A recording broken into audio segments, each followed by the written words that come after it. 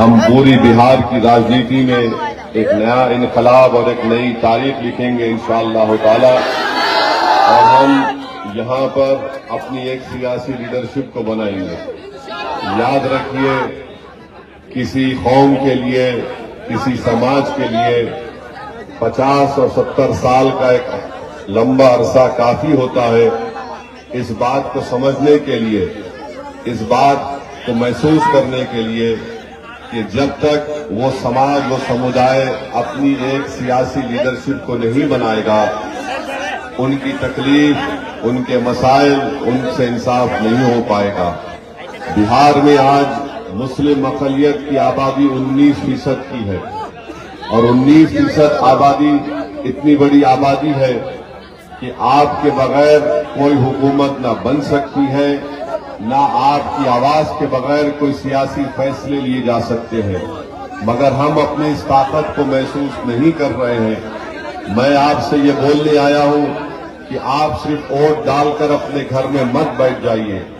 आप एक शहरी हैं, आपको तमाम हुकूक हासिल होना है, आपको तमाम हक आपको मिलना है जो भारत के संविधान ने हम तमाम को दिया है।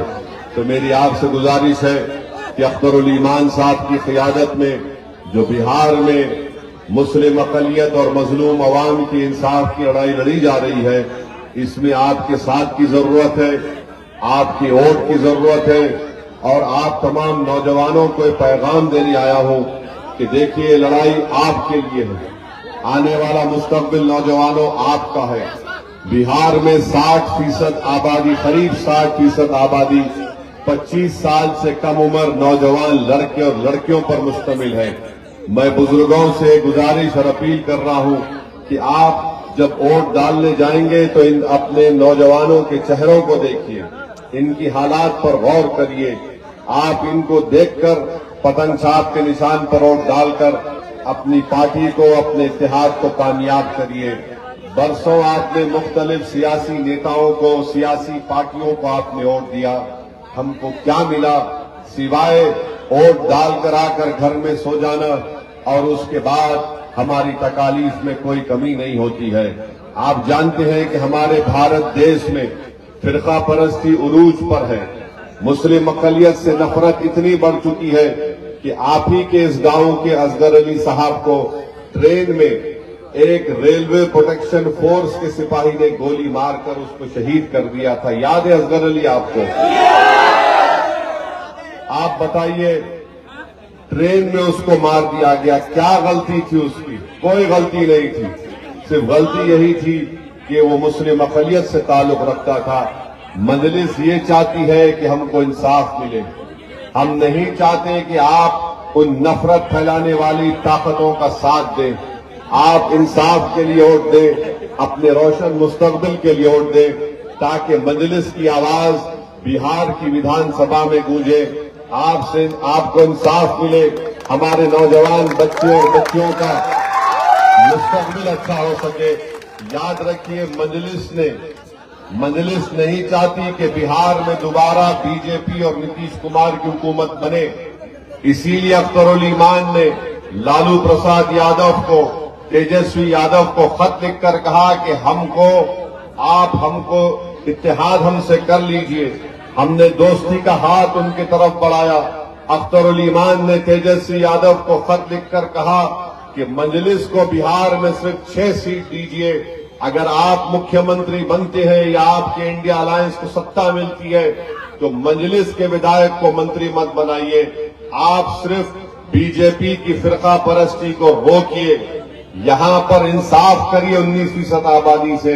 अगर इसके बावजूद भी तेजस्वी और लालू प्रसाद और उनके खानदान के लोग हमारी इस दोस्ती की पेशकश को कबूल नहीं करते और दोबारा अगर खुदा ना खास्ता मोदी का आदमी यहां पर मुख्यमंत्री बनेगा तो आपको मालूम हो जाएगा कि कौन मोदी को बिहार में आने से रोक रहा था और कौन मोदी को बिहार में कामयाब करना चाहता था।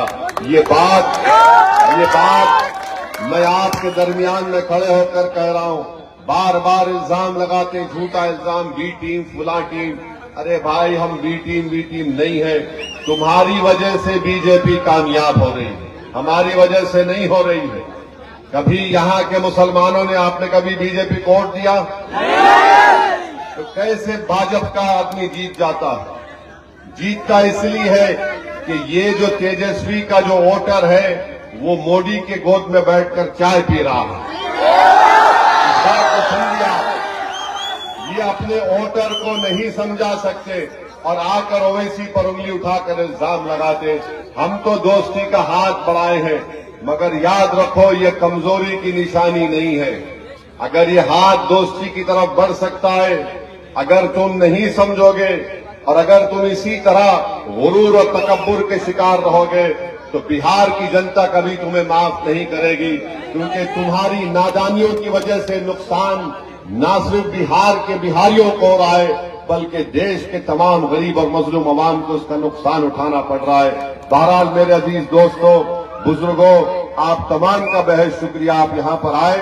آپ سے اپیل کر رہے ہیں کہ ویدھان سبھا چناؤ میں بٹن چھاپ پر بٹن دبا کر اپنے اتحاد اور سیاسی شعور کا ثبوت دیجیے۔ بہت بہت شکریہ۔ السلام